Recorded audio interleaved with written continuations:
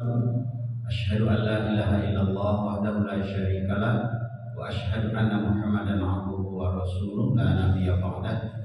Allahumma shalli wa sallim ala sayyidina Muhammad wa ala alihi wa sahbihi ajma'in. Rabbi shrah li sadri wa yassir li amri wahlul 'uqdatam min lisani yafqahu qawli. Allah Ta'ala fi kitabihil karim. A'udzu billahi minasyaitonir rajim. Bismillahirrahmanirrahim. Ya ayyuhalladzina amanu kutiba 'alaikumusiyam kama kutiba 'alal ladzina min qablikum la'allakum tattaqun. Qala Nabi sallallahu alaihi wasallam, man shoma ramadhana imanan wa ihtisaban ghufira lahu ma taqaddama min dzambi. Sadaqallahu azim wa sadaqa rasul. Yang saya hormati pengurus masjid, Pak Imam, Pak Khatib, Bilal, Masjid Al-Barakah.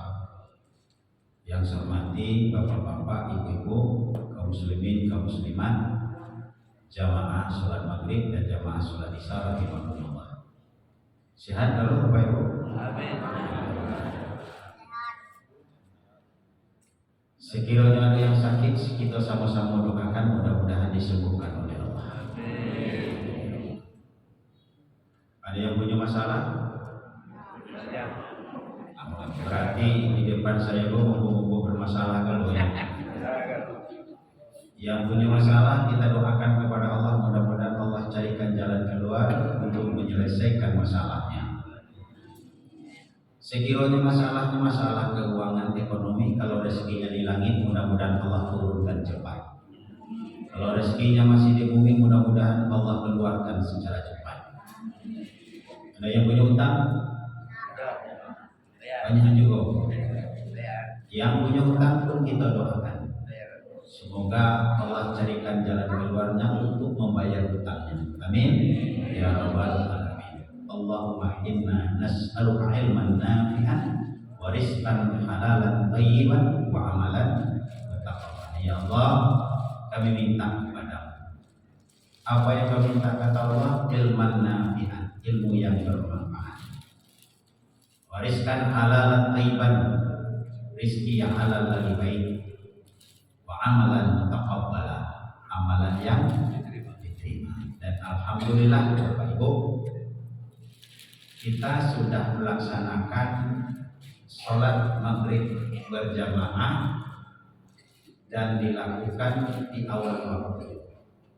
Dan untuk sholat maghrib yang dilakukan tadi ada motivasi hadis Rasulullah.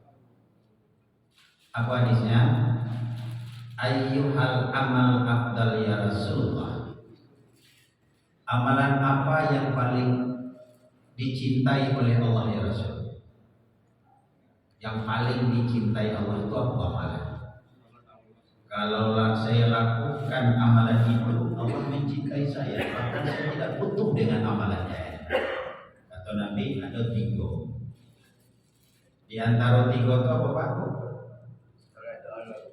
As-sholatu fi awali waktiha, sholat di awal-awal waktunya. Dan alhamdulillah kita sudah termasuk menurut hadis melaksanakan amal ibadah yang dicintai oleh Allah, yaitu sholat di awal waktunya. Yang kedua, amalan yang dicintai Allah, birrul walidain, berbuat baik kepada kedua orang tua. Ternyata berbuat baik kepada orang tua itu adalah ibadah yang paling dicintai oleh Allah. Dan yang ketiga, ibadah yang paling dicintai oleh Allah adalah jihadu fi sabilillah, yang berjihad di jalan Allah.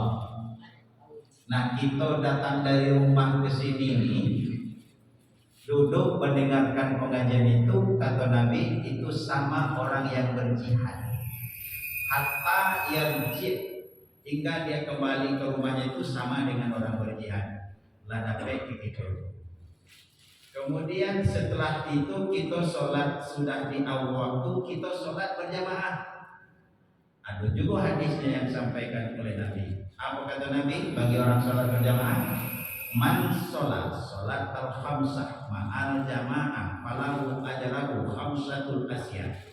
Siapa yang melaksanakan sholat yang 5 dilakukan berjamaah, subuhnya berjamaah, zuhurnya berjamaah, asarnya berjamaah, isya-nya berjamaah, maghribnya berjamaah, falahu ajrahu khamsatul asyad. Akan Allah berikan 5 macam hadiah. Kalau Allah yang ngasih hadiah, Pak, pasti besar hadiahnya. Apa hadiah yang diberikan Allah yang 5 itu? 1. La yusibu fid dunya. Allah akan menghilangkan kesempitan, kesusahan hidup di atas dunia. Jadi itu menghadapi dunia itu plong rasanya, lapang rasanya. Kenapa? Karena kita sudah menjaga sholat. Plong dan lapang itu bukan karena banyaknya harta, tapi walaupun hartanya sedikit, tapi hatinya lapang. Daripada hartanya banyak, tapi hatinya sempit. Nah, bagi orang sholat berjamaah itu akan dihilangkan kesempitan. Yang kedua, apa yang akan diberikan hadiah oleh Allah? Yarfa'ullahu fi azabal qabri. Allah angkat daripadanya azab kubur. Jadi bagi orang yang sholat berjamaah itu Allah angkat azab kubur. Berarti bagi orang sholat berjamaah tidak ada azab kubur. Kalau tidak bapak ibu tidak percaya, cobalah.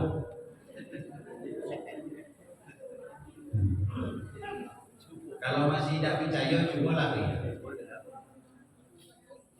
Kalau masih juga ada azab kubur, balik ke dunia. Temui saya lah. Tapi saya jangan ditakut-takuti. Coba yang datang itu bukan orang itu lagi. Tapi yarfa'ullahu fi azabil qabri. Allah angkat daripadanya azab kubur. Azab yang paling berat setelah dan sebelum neraka itu azab kubur. Sampai-sampai Nabi berdoa, Allahumma inna na'udzubika min azabal qabri wa azabal jahannam. Ya Allah, aku berlindung kepadamu azab kubur dan azab neraka jahannam. Nah, kalau orang sholat berjamaah tidak ada.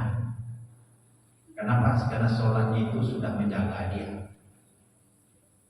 Yang ketiga, yubda kita bihi fiyaminihi.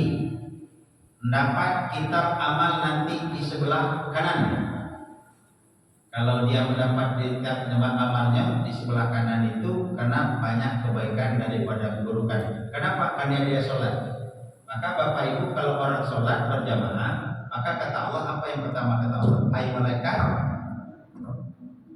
kau tengok, kau periksa sholat wajibnya. Kalau sholat wajibnya sudah cukup, cukupkan. Puasanya cak mano ya Allah, zakatnya cak mano, zakat, haji dan puasanya tidak usah kau catat, tidak usah kau hitung-hitung lagi. Kenapa? Cukup dengan sholatnya.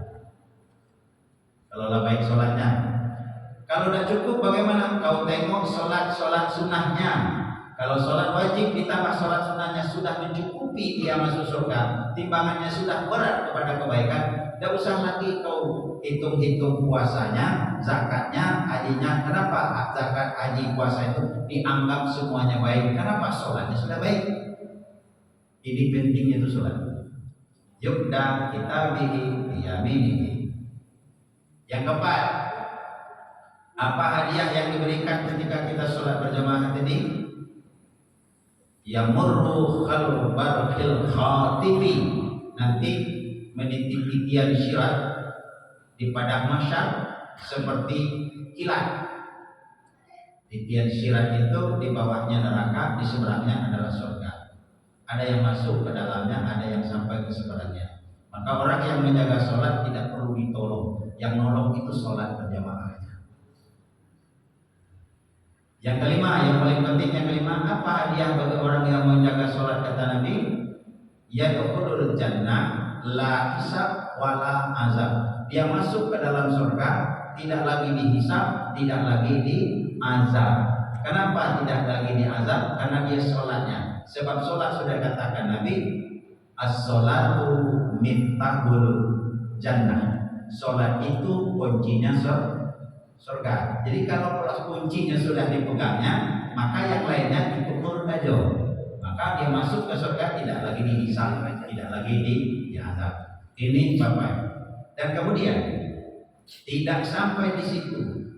Seminggu ke depan kita masih juga disuguhkan oleh Allah dengan pahala yang berlipat ganda. Dengan apa? Dengan puasa Ramadan 1445 Hijriah. Perlu saya kemukakan jauh-jauh hari Bapak Ibu. Apa yang saya kemukakan? Satu, berkemungkinan besar nanti kita memulai puasanya berbeda. Siap untuk berbeda Bapak Ibu? Siap untuk berbeda. Berbedanya gimana? PP Muhammadiyah sudah mengeluarkan maklumat bahwa tanggal 1 Ramadan jatuh pada hari Senin. Senin itu tanggal 11. Berarti malam Seninnya minggu seperti ini depan itu berarti sudah sholat tarawih. Satu.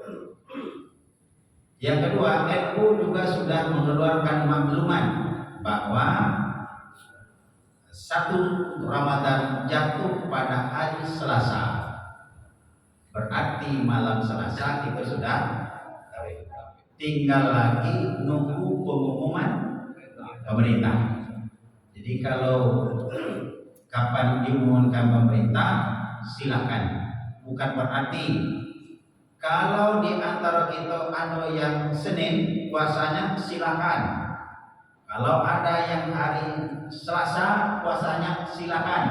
Boleh tak? Boleh. Kenapa? Dalilnya ada. Dan dalil itu diakui. Satu hisab, satu ru'yat. Jangan perlu kita ngecek itu yang puasa hari Senin, hari Selasa itu salah. Orang 10 tahun akan datang, nggak bisa kita tengok tanggal berapa. Yang hari Selasa jangan nyalakan yang hari Senin. Apa udah patuh ke pemerintah? Apa belum tapak bulan? Apa hari Selasa yang tidak boleh. Persamaan yang kita cari, jangan perbedaan. Jadi yang Senin boleh, yang Selasa boleh. Yang tidak boleh itu yang mana? Tidak puasa. Tidak puasa. Nah, itu tidak boleh itu. Tuh. Itu yang pertama. Yang kedua, Bapak Ibu, dalam hal ini tentu kita sepakat malam ini. Kesepakatan apa? Kita ingin sepakat bagaimana bulan yang ditunggu-tunggu ini, bulan yang dinanti-nanti ini, bulan yang suci, bulan yang agung, bulan yang mulia, yang Nabi sendiri mempersiapkannya 3 bulan.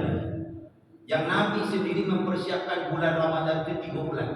Apa buktinya Nabi mempersiapkan? Nabi selalu berdoa, Allahumma barik lana fi Rajab wa Sya'ban wa balighna Ramadan. Ya Allah, berikan kami keberkahan di bulan Rajab dan di bulan Sya'ban, dan sampaikan kami ke bulan Ramadan. Artinya apa? Nabi mempersiapkan Ramadan itu sudah 3 bulan sampai ke Ramadan. Nah, tentu kenapa Nabi mempersiapkan semakin jauh? Karena Nabi kepingin Ramadan yang dilalui itu menjadi lebih baik. Nah, kita jamaah masjid ini kepingin juga Ramadan tahun ini jauh lebih baik dari Ramadan tahun sebelumnya. Setuju beda?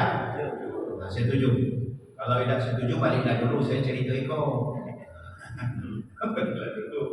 Kita cerita yang ini dulu. Nah, supaya kenapa kita supaya lebih baik, Buya, itu Ramadan tahun ini lebih baik. Sebab Ramadan itu adalah bulan yang dinanti-nanti, bulan yang ditunggu-tunggu. Bahkan kita orang beriman gembira datangnya bulan Ramadan ini. Gembira tidak?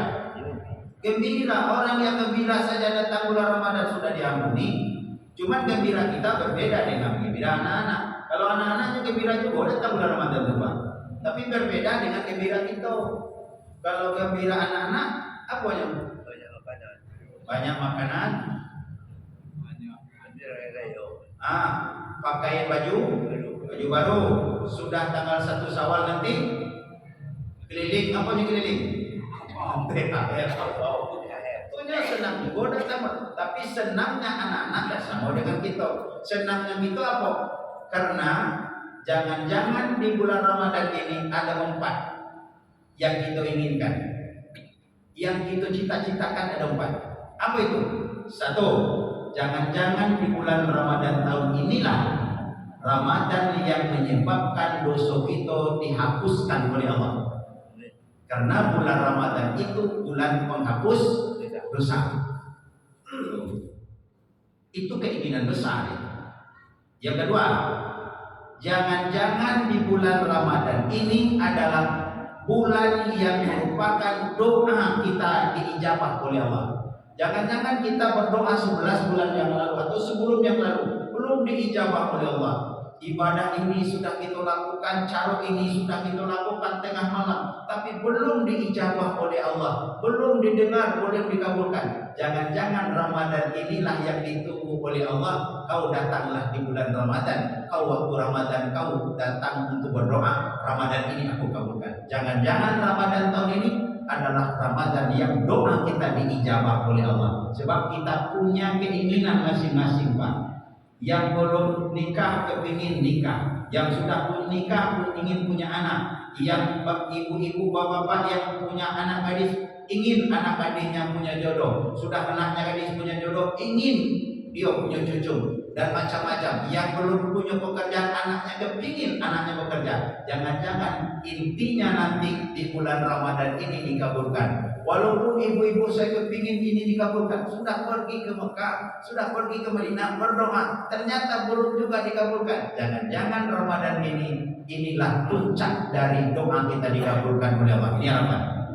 Yang ketiga, jangan-jangan pula di bulan Ramadan ini sudah disiapkan oleh Allah pahala kita itu sebesar-besarnya, lebih banyak, lebih besar dari pahala kita pada tahun-tahun sebelumnya. Jangan-jangan ini. Kalau tahun sebelumnya apa?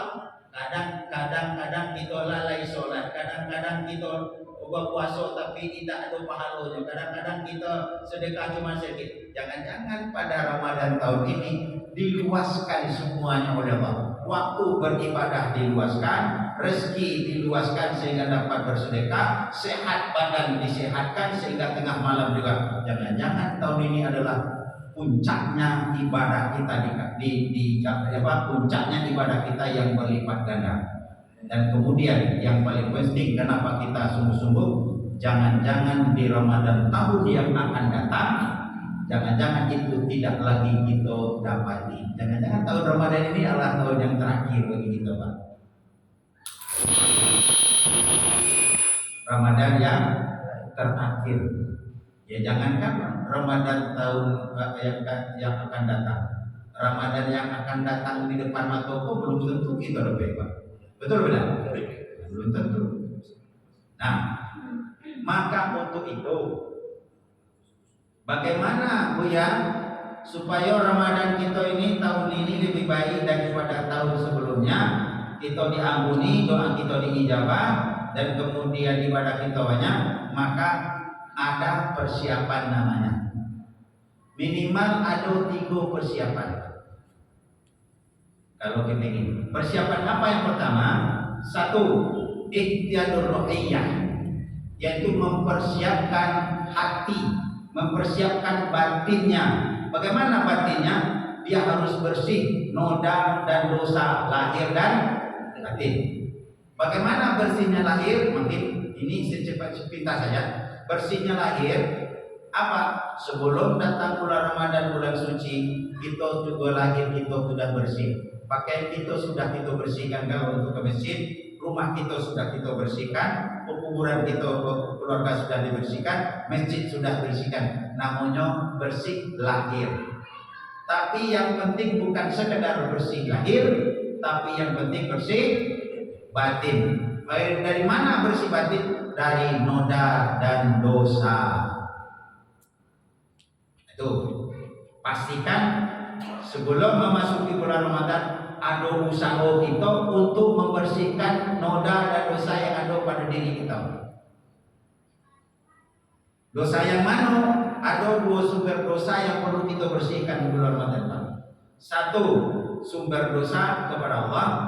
Yang kedua, sumber dosa kepada sesama manusia. Itu yang perlu dibersihkan. Satu, sumber dosa yang perlu dibersihkan apa tadi, Bu? Dosa kepada Allah. Apa yang kita lakukan sebelum Ramadan datang bisa kepada Allah? Bertaubatlah kepada Allah. Kami tiap hari bertobat, Ustaz. Kami tiap malam bertobat. Bertobat itu bukan sekedar sholat taubat, bukan sekedar sholat taubat. Puncaknya yo namanya. Tapi yang penting bertobat itu ada orang yang saya tobat itu minta ampun, bukan minta ampun tobat. Bertobat itu apa? Taubat itu kembali ke jalan Allah.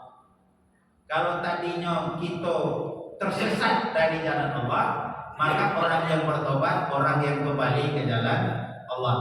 Bagaimana caranya kembali? 3 syaratnya, Pak. Apa syaratnya? 1, dia harus menyesal terhadap dosa yang dilakukan selama sebelum ini. Saya selama 11 bulan ini terasa ke saya. Apa itu? Sholat yang saya lalaikan, kadang-kadang malah tidak mengerjakan. Sholat zuhur kadang jam 2, sholat asar jam setengah 5. Saya juga 11 bulan ini banyak barang-barang haram masuk ke dalam perut saya. Kemudian di dalam 11 bulan ini banyaklah harta yang tidak sedekahkan dimakan. Nah, menyesal saya gini. Nah, sebelum Ramadan itu bertobatlah dengan menyesal tadi. Kalau ada kalimat penyesalan terhadap kesalahan itu satu di antara 3 salat tobat. Yang kedua, berjanji untuk tidak mengulang lagi. Ya Allah, kalau Kau berikan kesempatan kepadaku bertobat, maka setelah bulan Ramadan berjanji untuk tidak mengulangi lagi. Itu namanya janji, Pak. Makanya di bulan Ramadan itu namanya penguat iman, penguat ibadah, jangan berbuat dosa. Yang ketiga, wa asbit sayyi'atil hasanata tabuha, mengiringi perbuatan salah dengan banyak-banyak berbuat kebajikan. Itu 3. Nah, baru puncaknya nanti kalau bapak-bapak ingin mau, maka ditutup surah melakukan 3 hal tadi, ditutup dengan sholat taubat. Nah, kapan? Nah, pagi jadi, nah siang jadi, nah malam jadi. Tapi sholat taubat bukanlah intinya, yang intinya menyesal, berjanji dan berbuat baik. Ini kalau itu sudah kita lakukan, maka berarti kepada sumber dosa yang kedua. Apa sumber dosa yang kedua tadi? Dosa kepada manusia. Nah, disinilah ini intinya yang saya sampaikan, Pak. Apa inti sampaikan? Sebelum Ramadan datang minimal 3 dosa sudah kita leburkan sesama manusia. 1, pastikan sebelum datang bulan Ramadan seorang anak sudah minta maaf kepada orang tuanya. Sebelum datang Ramadan. Ini dipastikan ya. Bagaimana caranya? Langsung minta maaf. Orang tua saya dan di sini tak cuma minta maaf di dusun. Pergi ke dusun, minta maaf di situ. Saya udah pacak ke dusun, Ustaz. Nah, pekerjaan banyak, kemudian nanti udah lebaran mau ke dusun juga. Ada pilihan yang kedua, apa? Telepon. Jangan mengaku kita tidak berdosa kayak Ustaz. Ya, aku tidak ada berdosa kayak orang tua saya. Kenapa? Jadi dusun saya di situ. Kan ada yang model itu. Dosa ini ada 2, Pak. Ada yang disengaja, ada yang tidak disengaja. Kalau sengaja langsung dia, dan yang tidak disengaja. Ini contohnya, Pak. Yang tidak sengaja, Pak. Dengan kait biasa sekali 3 hari, sekali 5 hari kita telepon. Nyoba bagaimana keadaan mak, bagaimana keadaan pak, sehat mak, sehat pak, segala macam. Sekali 3 hari, sekali 4 hari telepon. Sebulan sekali kadang-kadang kita kirim. Tapi karena kesibukan, lah 2 minggu kita tidak memberikan kabar dengan orang tua. Ini contoh yang tak sengaja, Pak. Lalu apa? Orang tua ngecek dengan tetangga. Lah ya, do anak kau di rantau, Adonya nelpon, ado tiwanginya nelpon. Ibu hati saya punya anak, anak saya juga ada di rantau. Biasa sekali 3 harinya telepon, sekali sebulannya ngirim. Ini jangankan 3 hari lagi 15 hari adonya pernah nelpon saya. Ibu hati saya. Ibu hati gaya itu tuh Pak doso yang tidak disengaja. Kenapa? Karena kita lalai ngurusnya. Ngurusnya bukan ngurus fisiknya, tapi ngurus perhatian. Itu hati-hati itu. Nah, orang tua saya juga dah di dusun, Ustaz. Dah di dusun tuh ya. Kemana nyolah pindah? Lalu kemana pindahnya? Lah di kota Bumi, Balikpapan. Nyolah tinggal, ziarahi kuburnya, tanda cinta. Makanya kenapa dia ziarahi kuburnya? Membersihkan kuburannya sebelum Ramadan. Kalau sudah kira yang jauh, doakan dia. Ada satu lagi yang penting Pak. Setelah didoakan, maka sebelum datang bulan Ramadan, berinfak dan bersedekahlah untuk atas nama orang tua. Berinfak dan bersedekahlah atas nama mak dan bang kita. Kenapa itu tuh ya? Karena kita bisa seperti sekarang Pak. Bapak punya anak, bapak punya cucu, ibu punya anak, ibu punya cucu, punya kendaraan, punya rumah segala macam. Itu jasa siapa? Mak bak itu dulu. Yang kadang mereka tidak menikmati apa yang kita nikmati Pak. Padahal kita sukses seperti ini, itu jerih payah daripada mak. Saya bisa duduk di sini memberikan pengajian, itu jasa mak bak saya dulu. Kalau dah beliau didik saya belum tidak saya tidak bisa. Nah, ketika kita ingin membuat berbakti kepada orang tua ketika hidup tidak bisa. Apa? Kadang-kadang kita ditinggalkan mak itulah masih kecil itulah. Ada kita ditinggalkan mak itu kesikos kita sudah remaja. Ada kita ditinggalkan mak bak kita dulu ketika kita sudah mulai mau nikah, belum sempat berbuat baik. Lalu kita ditinggalkan mak kita sudah menikah dapat kerja baru sebentar kerja mak kita belum puas rasanya kita berbuat baik dibandingkan kebaikan yang dilakukan. Maka apa yang kita lakukan hari ini? Bersedekahlah untuk mak dan bak kita.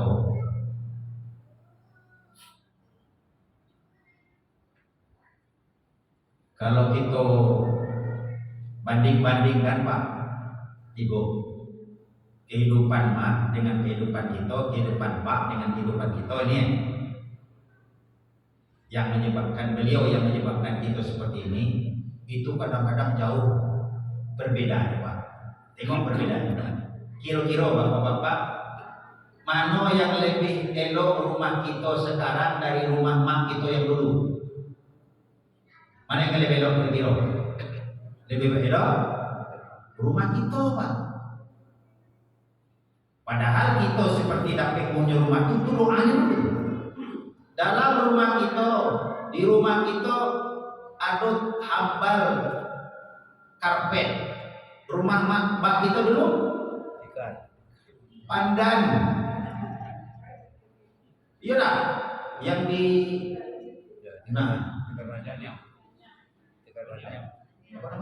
apa namanya? Rumah kita supaya dingin dikasih AC. Rumah mak dulu kipas angin. Jangankan AC, kipas angin tidak, AC alam. Rumah kita kalau kurang terang dikasih lampu 5 watt, 10 watt, 20 watt terang. Rumah mak lampu toko terongan. Kalau kita ibu-ibu mau buang air besar cukup dalam kamar baik. Kalau mak bak dulu sungai. Padahal perjuangan beliau itu memperjuangkan kita. Nah sekarang cuman apa yang beliau minta? Wahai anakku, aku sekarang gelap dalam kubur. Hai anakku, aku sekarang sempit dalam kuburku. Hai anakku, sekarang aku panas dalam kubur. Tolong, seolah-olah beliau katakan, tolong kau sedekahkan untuk pahala buat aku. Bukan sekadar tolong kau sedekahkan. Beliau tidak mengatakan itu itu karena kita tidak tahu seolah-olah beliau sedang minta. Maka pengurus masjid ini akan bulan Ramadan ini saya ingin dengan mak saya ini sedekah 100.000, 200.000. Itu apa? Pahalanya untuk mak mau. Kenapa? Karena gara-gara beliau lah saya bisa seperti ini. Ini Bapak Ibu.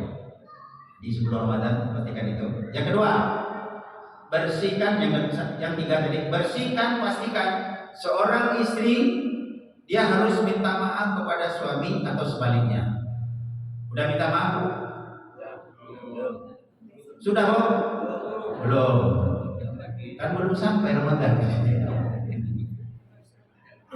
Ada pula jamaah protes. Oh ya, masuk kami aja ibu-ibu ya suruh minta maaf kepada suami, padahal suami itu lebih banyak salahnya ke kami gitu. Yunya juga tuh Pak. Jadi siapa yang minta maaf itu pahalanya lebih besar ketimbang yang menerima maaf. Sebab kata Nabi juga cik, andai kata seorang manusia boleh bersujud kepada manusia lain, aku akan suruh seorang istri itu sujud ke suaminya kalau boleh. Tapi tidak boleh kata Rasulullah. Maka apalagi cukup minta maaf. Nah kalau lu minta maaf, masih ada kesempatan. Jangan sama dengan jamaah saya di pasar di Anggur dulu Pak, mungkin lebih 10 tahun yang lalu. Ceramah saya maghribnya Isya sebelum Ramadan seperti ini juga Pak. Waktu itu. Kemudian setelah saya ceramah datang, Ustaz, ya, apa yang Ustaz sampaikan itu tidak berlaku di rumah tangga saya. Kenapa? Saya udah nikah dengan istri saya, udah 16 tahun nikah. Tapi selama 16 tahun itu mau salah atau tidak salah belum pernah diminta maaf ke saya. 16 tahun tidak pernah minta maaf. Ibu berapa kali minta maaf? Sekali itulah, sekali setahun. Sering dah. Kalau kebetulan sholat berjamaah selama saat. Ini 16 tahun tidak pernah minta maaf.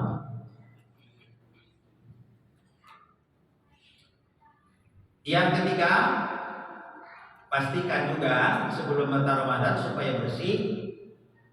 Bersihkan, pastikan seorang adik minta maaf kepada kakaknya, kakak minta maaf kepada adiknya. Jadi sebelum datang bulan Ramadan tidak ada lagi dendam kesumat, iri dengki, hasad asuk dan sakit hati. Apalagi yang satu nasab, adik kakak, kakak dengan adik. Minta maaf. Kalau adik dengan kakak sudah rukun pada ibu, maka orang tuanya akan bahagia. Nengok apa? Nengok anak-anaknya rukun. Saya pernah juga dulu, mungkin sudah pernah saya sampaikan apa belum, tapi saya ingat-ingatkan aja. Dulu ada seorang ibu-ibu datang ke saya, Ustaz, tolonglah datang ke saya, ke rumah saya. Kenapa? Anak saya udah ada yang akun, bermusuhan kalau. Jadi apa? Tolonglah damaikan anak-anak saya, Ustaz. Kalau model ini anak saya udah ada akun, udah tegur satu. Kalau saya meninggal dunia, dah tega rasanya meninggalkan anak saya ini begini. Nah, baik, saya datang ke rumah. Rupanya anak-anaknya itu tadi ibu-ibu, bapak-bapak tadi undangnya juga untuk ngumpul. Dan salah sore waktu itu. Bila lama saya ceramah Pak. Ceramah bagaimana hukum memutus silaturahim. Kata Nabi, isnani la yanzurul yaumal qiyamah fatihur rahim wa jarun su'in. Dua macam manusia nanti di akhirat tidak ditegur oleh Allah. Jangankan dimasukkan oleh Allah Bapak Ibu, ditegur saja tidak oleh Allah. Siapa dua orang itu? Salah satunya adalah khatibur rahim, yang memutuskan tali silaturahim. Tak tegur sapu, tak beloin. Ceramah setengah jam. Adik kakak tadi nangis. Setelah nangis, apa kecil saya? Putih kapas, boleh dilihat putih hati keadaan. Silakan Salimah, maafkan Pak, adik kakak tadi berlaku-laku. Lalu saya doa. 3 bulan setelah itu, alhamdulillah saya ketemu dengan ibunya. Terima kasih Ustaz, terima kasih Ustaz. Apa? Alhamdulillah. Apa? Anak saya sudah akur galau. Datang seorang, datang yang lainnya, datang seorang, datang lain, ngumpul berkumpul di rumah tuh senang aku nengoknya Ustaz. Kenapa nyalah aku galau? Kalau sekarang Allah memanggil saya sudah siap ya Allah. Kenapa ya Ustaz? Kenapa? Sudah saya tinggalkan anak saya dalam keadaan rukun dengan anak-anaknya, rukun dengan adik kakaknya. Rupanya itu yang diinginkan orang tua itu Pak. Nah sekarang adik dengan kakak nanti bersama bermusuhan. Maka sebelum datang bulan Ramadan, kalau ingin Ramadan kita tahun ini lebih baik, habiskan dendam bersuman, habiskan dengan meminta maaf satu sama lainnya, adik dengan kakak. Ini yang disebut dengan ihtiyadulruhiyah. Kemudian Bapak Ibu, yang kedua, apa persiapan kita yang kedua? Ihtiyadul ilmi, yaitu mempersiapkan ilmunya Ramadan. Walaupun Ramadan tiap tahun Pak, tapi perlu juga kita buka-buka buku fikih itu sekali-sekali. Apa itu puasa? Apa rukun puasa?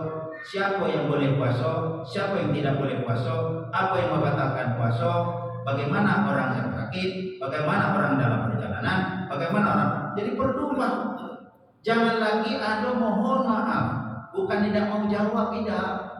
Nyok, dalam puasa tiap tahun tapi masih ada bertanya juga, Ustaz, apa hukumnya congkel telinga di siang hari bulan Ramadan? Tidak usah itu lagi ditanya. Makanya perlu dibuka. Nah ini salah satunya aja saya sampaikan di dalam surat Al-Baqarah tadi. Apa kata Allah Subhanahu Wa Taala? Ayyamam ma'dudat, yaitu hari yang sudah ditentukan. Faman kana minkum maridan, jika kamu, maka siapa di antara kamu maridan, sakit. Sakit di sini adalah sakit yang tidak memungkinkan dia puasa. Bukan demam-demam puyuh, Pak. Apa itu demam puyuh, Pak?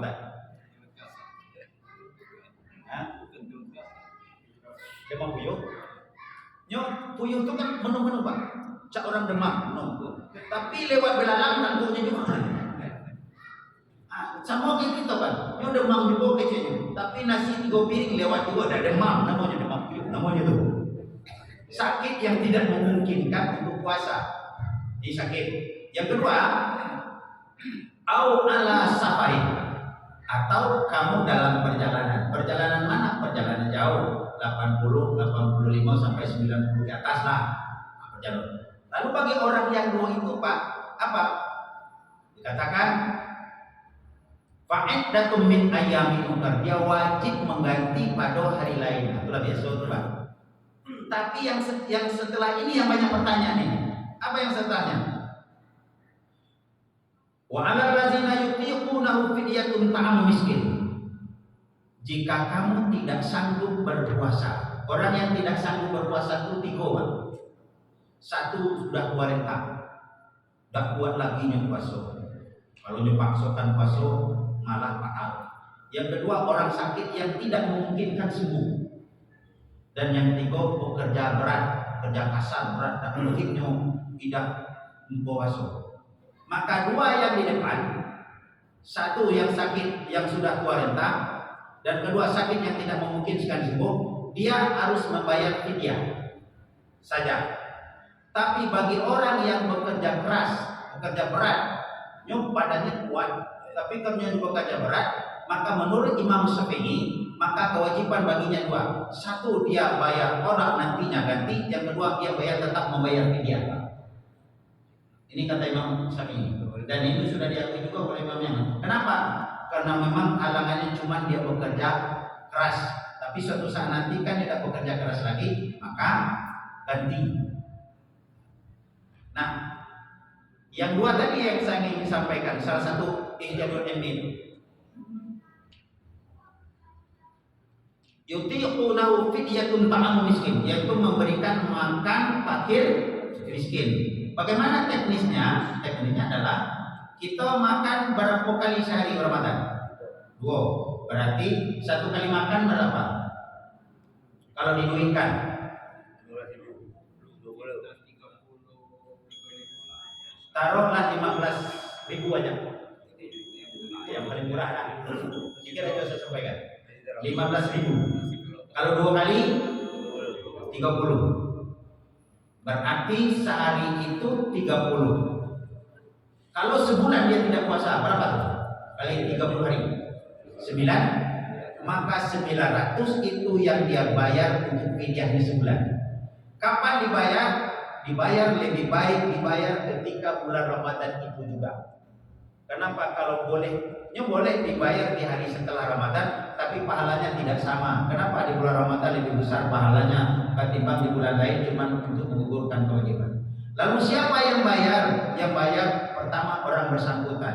Kalau yang bersangkutan tidak bisa dan tidak mampu dia bayar, maka yang bayarnya ahli warisnya, artinya anaknya. Kalau anaknya mampu, wajib anaknya membayar. Kalau tidak dibayar oleh anaknya yang berdosa. Sebab kata Nabi, kamu dan hartamu adalah milik orang tuamu. Dan dibayar dosa kalau orang tuanya tidak mampu bayar fidyah. Bapak Ibu jamaah yang dimuliakan Allah Subhanahu wa taala, karena waktunya sudah masuk, maka karena ini penghabisan, saya juga selama kita bertemu 11 kali lebih kurang selama setahun ini atau 12 kali. Jadi selama saya memberikan pengajian, kalau ada kesalahan saya disengaja atau tidak, atau menyakiti perasaan Bapak Ibu, atau kajian saya yang tidak sesuai dengan Al-Quran dan Sunnah, maka pada malam hari ini saya mohon ampun kepada Allah dan mohon maaf kepada Bapak dan Ibu. Mau dimaafkan Bapak Ibu? Alhamdulillah. Ya kalau ada Bapak yang bersalah, Ibu yang bersalah ke saya juga sudah dulu memaafkannya. Tapi rasa-rasanya Bapak Ibu tidak ada yang salah ke saya. Yang salah itu yang banyak ngecek, Pak. Ibu-ibu, Bapak kan ngomong dulu aja di sini. Paling kesal. Kalau Pak panjangnya Ustaz ceramah, kalaupun itu menjadi dosa sudah saya maafkan dulu.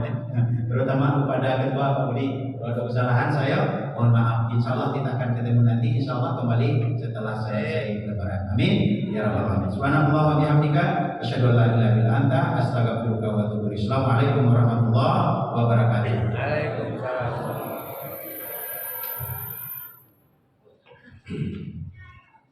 Terima kasih kepada Pak Ustaz Buya Gurisman Bidik yang sudah memberikan pencerahan tentang persiapan kita untuk memasuki bulan Ramadan. Jadi kita persiapan fisik dan ilmu. Jadi sebagaimana yang disampaikan tadi oleh Pak Ustaz bahwa mungkin ada perbedaan puasa, tapi di masjid kita tetap berpegang kepada pengumuman pemerintah. Jadi tidak ikut Muhammadiyah, tidak ikut NU, tapi kita berdasarkan pengumuman pemerintah. Jadi kalau pemerintah malam itu mengatakan malam Ramadan, tapi kita mulai sholat Idul